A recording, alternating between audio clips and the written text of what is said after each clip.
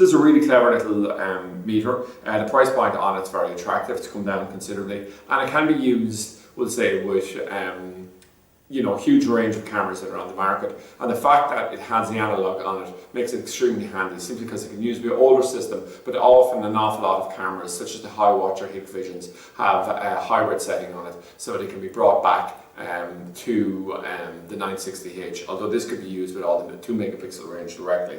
So what I'm going to do is I'm going to give a demonstration of exactly what comes with it, and then we'll actually demonstrate here on 2 cameras. One is a Hiwatch camera, and the other is from Hikvision, and the other one is 960H camera. It comes in this outer box here, and I'll just give you an overview of exactly what we're getting here. So the first thing is there's the pad that comes with it, and you can slot this through, and what you can effectively do is you can just mount it and have it. Extremely easy to see here, okay? You have a couple of cables with it. I'll just go through the different settings and things like that on it. So the first thing is, if we're doing a network test on it, or in theory, you come along and you can run it through, and this terminator here effectively balances the signal back. Not something I've tested on, it's not the primary thing. We're effectively selling this as an AHD hybrid, okay? And now we have the following 2 cables that are quite handy. This is what we use for powering cameras. So if we look on the side here, there's an on-off switch. And there's also a 12 volt power output on it. So what I'm going to do here is I'm just going to insert this in here, and I'm going to use the other part a little while for powering a camera. And if we rotate this around to the next part, we'll see the B and C cable here. And again, we have a video input here. We'll just connect this up to our camera, so you can just pull the picture in. And then what we have here is the menu, the ability to turn the light on and off. I'll just quickly demonstrate that. Actually, I'll just turn the unit on first to be able to show it. And what we'll be able to do here is, I'll just wait 1 second, and we have a little lights up here. I'm not sure if you picked it up, a little LED light. That can be quite convenient. And we just have an ability to put up a menu. It's a very limited menu on it because it literally does what it says. And then there's a few things here like a USB 5 volt output, and then there's the network test here. Okay, there's a small user manual that's in English, and then what we have is our power unit here is a 3-pin plug. And it's a micro USB connection here at this point. And there's a small cable here, and you can use that for just running an output onto it here.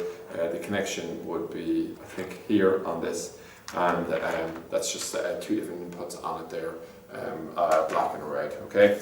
So we'll come along and we'll look at the main event, which is just using this. First of all, I'm going to come along and I'm going to demonstrate this on a 960H camera. So you can see the display screen here, and basically there's no picture. And next what we're going to do here is we're going to come along, we're going to power this up successfully, which I've done here. And next what we'll do is we'll actually run the picture from here and pick it up. And it will display this directly onto the screen.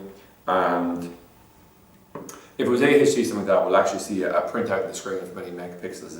It just says PAL on the corner here. Okay, so what we have here is we have the picture directly out in it. So what I can do is I'm switching it over. So it's doing 2 things there. It's identifying the picture, and it's also displaying the picture. So you can imagine in a scenario where we're setting up this camera, we could adjust it, get exactly the direction we needed it, then connect up the actual B and C cables running back to the DVR itself, and we know already that the picture is set up, the quality of the picture, etc.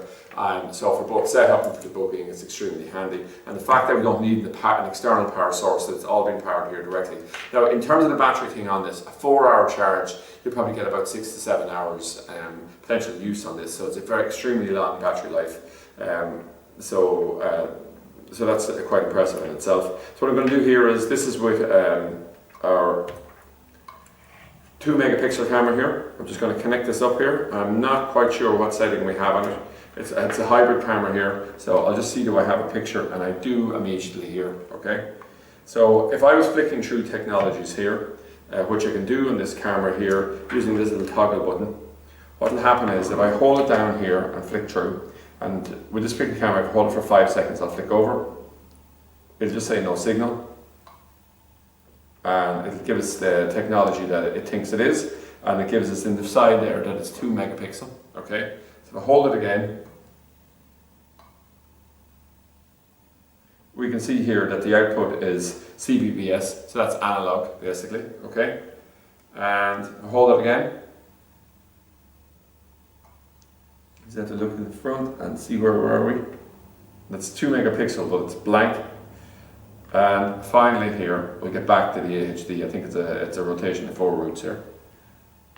Just here to click here now. And again, there's a display on the screen, and if we aim this over here, we'll be able to pick up things that around the room, things like that. So overall, it's just a really handy kit. The point about it is these cameras are just so cheap that they're suitable for both professionals but also DIYers. And there's very little to go wrong in them here. So it's fully self-contained in terms of everything that you need to successfully test, set up and monitor here is all built into this, and it just comes in a very, very neat little pack. So the fact that 2 megapixels is quite good. I think the fact, people might see it immediately, but the hybrid nature of it, the fact you can set it up and read things in 960H, that'll be extremely valuable, because if you came along and let's say you were using a CBI or a TVI, 2 megapixel camera that could not, didn't have an AHD functionality on it, what you can do is normally with those cameras, you can flick it back to a 960H mode, the old analog mode, and you can still use this meter for testing and setting it up, all the rest of it there. So to that extent, it's quite impressive. So